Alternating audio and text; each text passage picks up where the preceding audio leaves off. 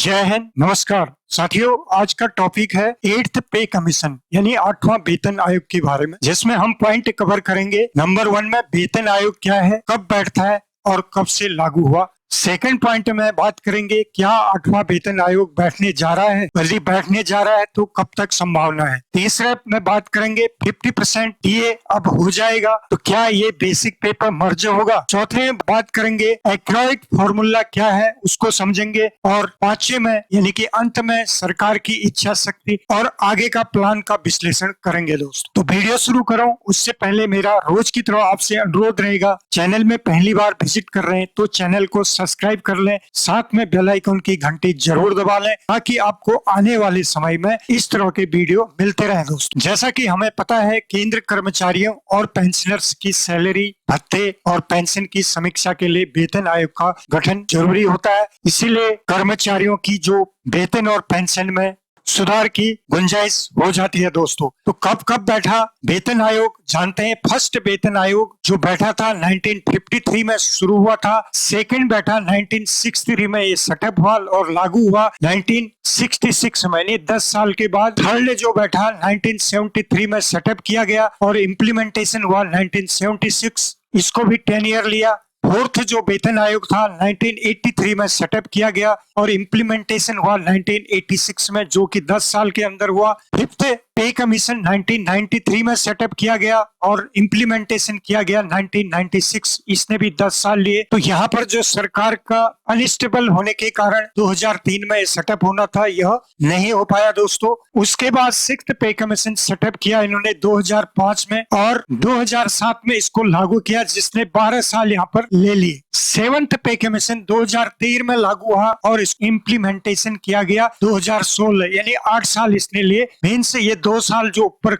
लिए हुए थे इन्होंने यहाँ पर कवर किया हुआ। दोस्तों अब जो 8th पे कमीशन, इसी के आधार पर 2023 में इसको सेटअप होना चाहिए था और 2026 में इसको लागू होना चाहिए था, लेकिन इस पर अभी तक कोई भी घोषणा नहीं हुई है। इसी पर हम आगे बात करेंगे और विश्लेषण करेंगे। आगे हम बात करेंगे एक्यूरेट फॉर्मूला क्या है और 50% डीए जब हो जाएगा तो वो महंगाई भत्ता का नियम क्या है कि 50% कैसे वो मर्ज होता है। यदि हम सरकार ने साल 2016 में जब 7वां वेतन आयोग लागू किया था, उस वक्त महंगाई भत्ते को शून्य कर दिया गया था। नियमों के मुताबिक महंगाई भत्ता जैसे 50% हो जाता है, इसे शून्य कर दिया जाता है और जो 50% के अनुसार जो पैसा भत्ते के रूप में कर्मचारी को मिल रहा होगा उसे बेसिक सैलरी यानी न्यूनतम सैलरी में जोड़ दिया जाएगा। मान लीजिए कि जैसे कि आपको बेसिक सैलरी 18,000 है और आपको 50% डीए में होने के बाद 9,000 आपका डीए बन रहा है, तो ये इसी में 50% डीए होने पर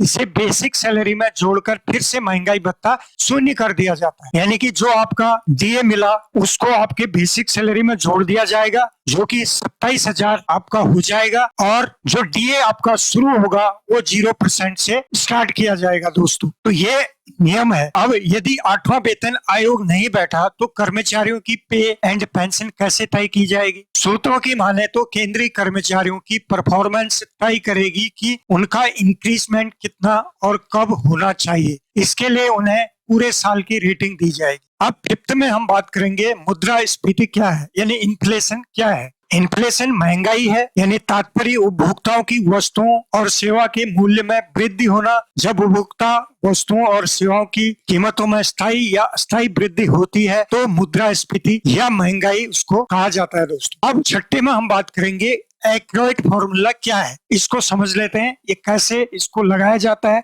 और ये एक्यूरेट फॉर्मूला है क्या। इसके अनुसार न्यूनतम वेतन की गणना वेतन मैट्रिक्स का प्रारंभिक बिंदु है। वेतन मैट्रिक्स स्तर की हॉरिजॉन्टल यानी क्षैतिज सीमा पदानुक्रम में कार्यात्मक भूमिका से मेल खाती है, यानी परिणाम स्वरूप कर्मचारी पदानुक्रम के माध्यम से प्रगति करते हुए यानी हॉरिजॉन्टल रूप में वो बढ़ेगा, उसका स्तर छोटे से बड़े की तरफ बढ़ेगा। प्रत्येक स्तर के भीतर वेतन यानी उसका जो वेतन प्रगति को उस स्तर के लिए वर्टिकल द्वारा दर्शाया जाता है और कर्मचारी 3% की वार्षिक वित्तीय प्रगति के अनुसार प्रत्येक स्तर के भीतर लंबवत रूप से आगे बढ़ाया गया। यानी जब महंगाई आपकी बढ़ती है तो उस पर जो है उस कर्मचारी के लिए 3% की वार्षिक वित्तीय प्रगति के अनुसार उसको लंबवत किया गया। जैसे आप समझ लें, फॉर एग्जाम्पल आपकी मिनिमम पे स्केल 18,000 है और ये एक्यूरेट फॉर्मूला कहता है कि 3% आपका साल के हिसाब से बढ़ेगा। यानी कि ये 10 साल का इसका रिकॉर्ड लिया जाता है। पिछले 10 साल में एक साल का 3% आपका लिया जाएगा। दोस्तों 18,000 इंटू 3% पर एनम के हिसाब से आपका 540 निकला। इंटू 10 करेंगे तो 5,400 की आपको वृद्धि होगी यदि एक्यूरेट फॉर्मूला के हिसाब से आपका वेतन तय होता है। तो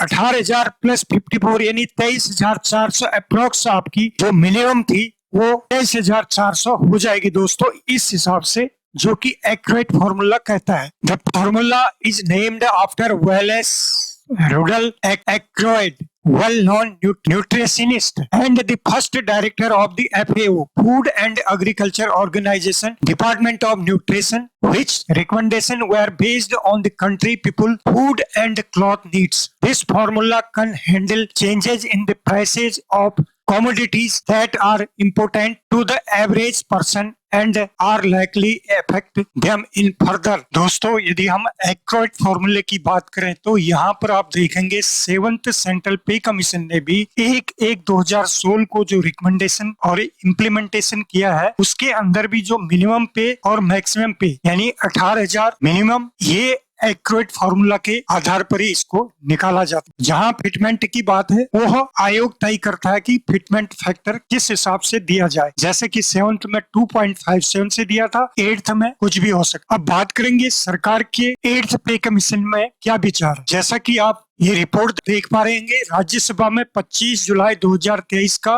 क्वेश्चन नंबर 532 के अंदर श्री जावेद अली खान साहब ने ये पूछा था कि 8th पे कमीशन कब लागू करने जा रही है सरकार। तो इसमें इसका आंसर यानी जवाब था सरकार की तरफ से minister of states in the ministry of finance Shri Pankaj Chaudhary ji द्वारा बताया गया, no such proposal is under consideration with the government for constitution of 8th central pay commission for the central government employ. तो यहाँ पर उन्होंने बता दिया कि अभी तक सरकार का इस पर कोई भी विचार नहीं है, लेकिन आप देखेंगे कि सोशल मीडिया पर भी इसका काफी चर्चाएं हैं और जो कि आप देख पा रहे होंगे सारी ये 8th पे कमीशन के लिए रिपोर्ट आ रही है, संभावना व्यक्त की जा रही है और सरकार पर दबाव भी है। रेलवे यूनियन ने भी इस पर चिट्ठी लिखकर सरकार को 8वें वेतन आयोग की मांग की है और भी कई सेंट्रल गवर्नमेंट जो ऑर्गेनाइजेशन हैं उनके द्वारा सरकार पर दबाव बनाया जा रहा है। सरकार अपने पत्ते नहीं खोल पा रही है। किस लिए नहीं खोल रही है कि दोस्तों आपको पता है आने वाले 2024 में